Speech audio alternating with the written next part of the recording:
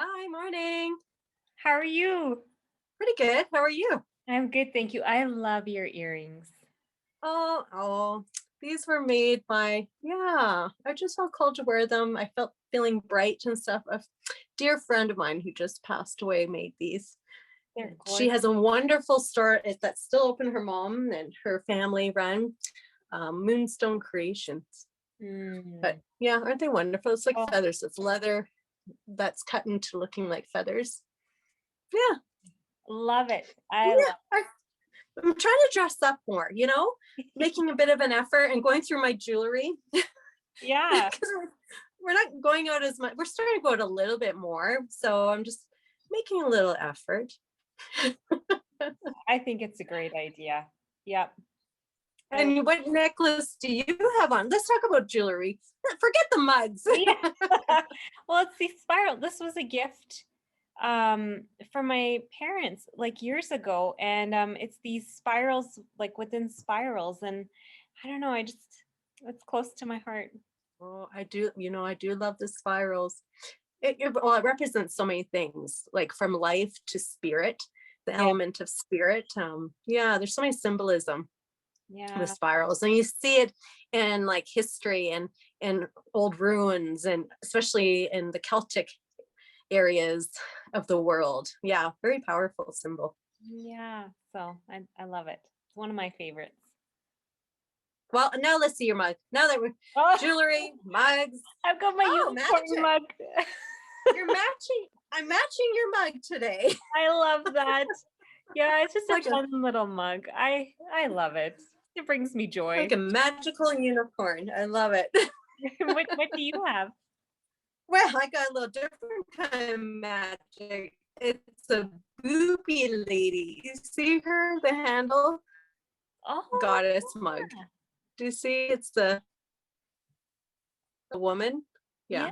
yes, My that's friend cool. from my friend from Mudge Island makes these. I'm sure I've talked about her too. I have a lot of her mugs, Marcel.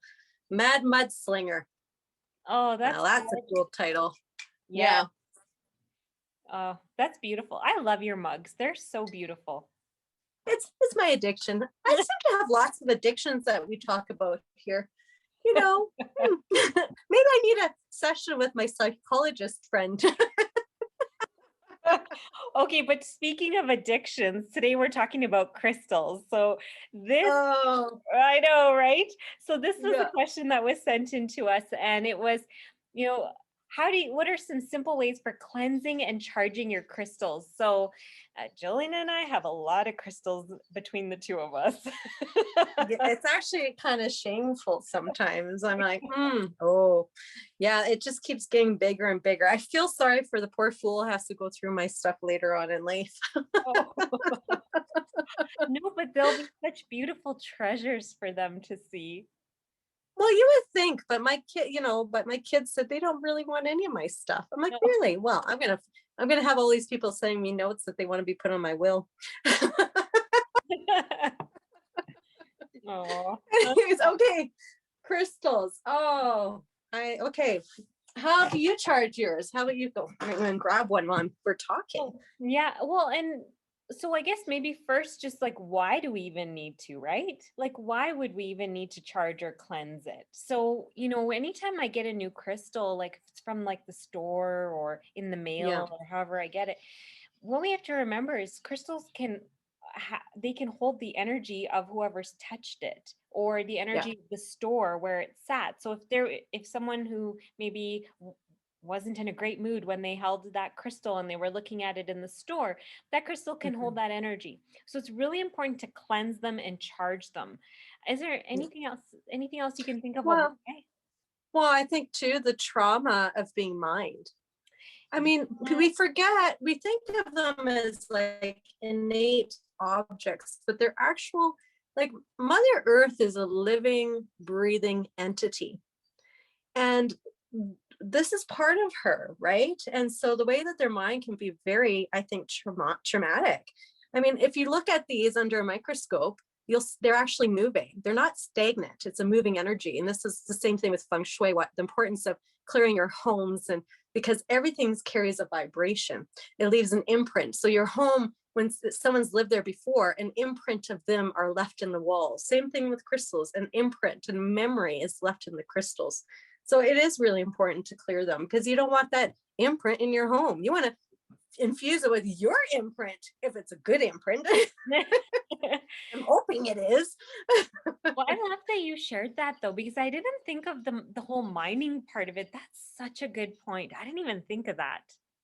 Well, and that's also too being mindful where we get them from. I feel like we're overtaking as per usual, as we do as humans, and being mindful where we get our crystals now. Like, so I have a close friend, Laura, and just a few places I like to get them where you hope that they're from places where it's not being overmined. So being mindful of that, it's important. Mother Earth, we need to love her more.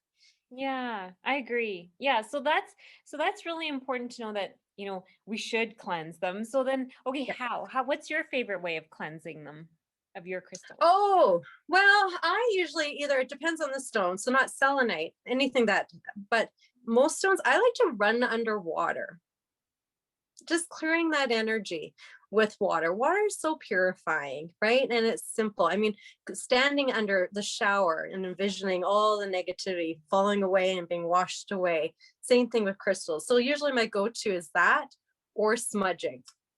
I love it. And I love, that's a good point you mentioned, like selenite, or was it someone who told us in our last 21-day program round? They said it was a really good tip she shared. And she said, if it ends in ITE, don't put it in water. So selenite, kyanite, Oh, pyrite. So anything ending in halite, I have some pink halite. You don't want to put those ones in water because it could damage the crystal. oh, that's right. I forgot about that. That's a good point. Yeah. Yeah, because there Right? are some that they'll just melt away. Yeah. Yeah. So any of the salt-based ones, or any ones that, like, if you were to scratch it hard, if it would flake, you don't want to put those in Yes. water. No, So, don't put those in water.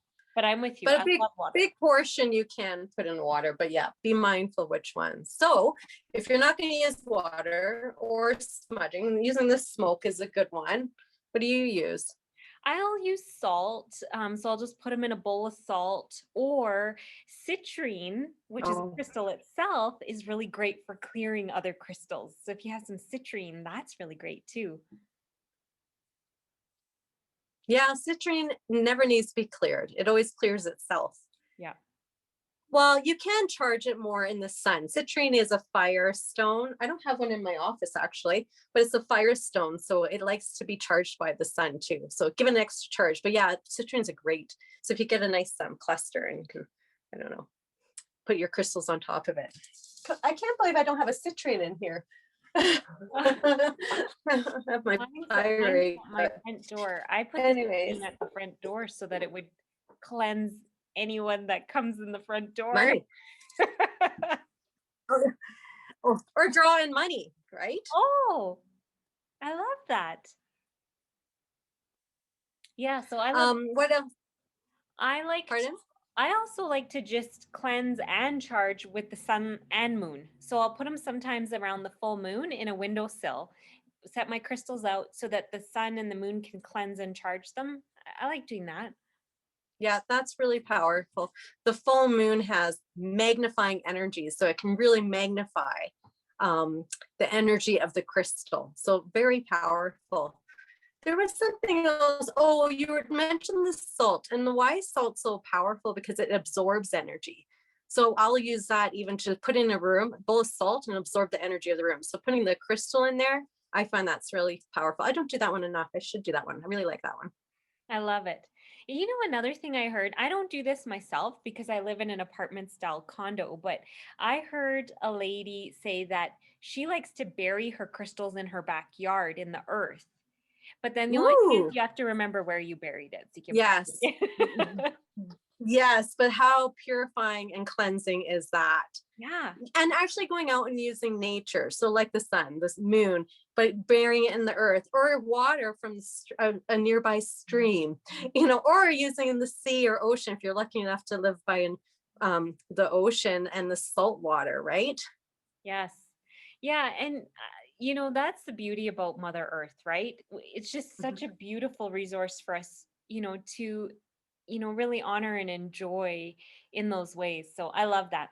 And one other thing I just thought of, like if somebody was in a pinch and really needed to cleanse a crystal, you could even just hold it and say if I had the crystal, well, let me grab mine here. I always have a crystal at arm's reach. I've got some labradorite here. Yeah. So if I were Oh, it always sits behind me in my Zoom calls. So let's say I needed to cleanse this like really quickly. I mean, I could just, with my hand, just set the intention. I'm just cleansing anything and then just, hold it and set that intention. Yeah. And I love that. right, you can just use you to cleanse your crystals. And, there's no right or wrong. Go with what feels right for you, right? Yeah. If we can cleanse and heal each other, why can't we do that with our crystals? Yeah. Right? Sound is wonderful. Using a bell. Oh, yes. Or tuning forks. I use tuning forks for clearing energy. So tuning fork, I wonder, I don't have it on hand, but even doing that, and singing bowls and doing the singing bowl around it, or do your singing bowl and put the crystal inside of the bowl, not placing it on it, but receiving that vibration. Yeah. Awesome. Oh, I love that. Sound is so healing. That's such a great point. Yeah. Yeah. I think those are my favorites, I think. Yeah, I think so too. I can't think of anything else. Well, it'll come to us after. Yeah. And we're like, oh well, that'll be video number 2. Yeah, crystals 2.0. Yeah. Well, there's so much to talk about crystals, actually. That would be a great topic, to even some of our favorite ones and why we use them. Or have we talked about that yet? I don't think we have. Yeah, so that'd be a good one for maybe next time. Yeah. This is my witch's finger. It's my favorite. It is beautiful. See it. Oh. Yeah. Yeah. Like all the warts, like an old witch's finger. Oh, cards. I have a crystal card deck right here. If you can just give me a second and I'll grab it. That's fun. Let's see here. Judy Hall. She has some amazing books on crystals. I have one of her books. Yeah. This is always fun too. You can pull a card and you're like, oh, and then you get a crystal. Maybe that's the crystal you need to work with. So you might want to actually go out and treat yourself. Yes. Oh, one jumped out. So that must be it. Oh, tiger's eye. Oh. That one's all about success, isn't it? Power, money. It's a fire stone, isn't it? It is. And I remember reading tiger's eye is also really good to support family relationships and anger. Yeah, that goes with our other video when we're talking about stress. Yeah, it's a beautiful stone. Yeah, tiger's eye. Might need that in my life.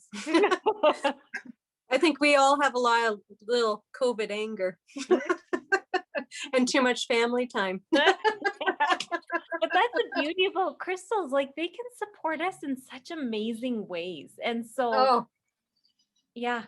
And there's just so much info on and so many different crystals. Like, we would need hundreds of hours to go through it. But I love that you pulled tiger's eye because it gave us a chance to share how versatile a crystal can be in helping us. Yeah, we all need a little crystals in our life. Yes, let's cheers to crystals.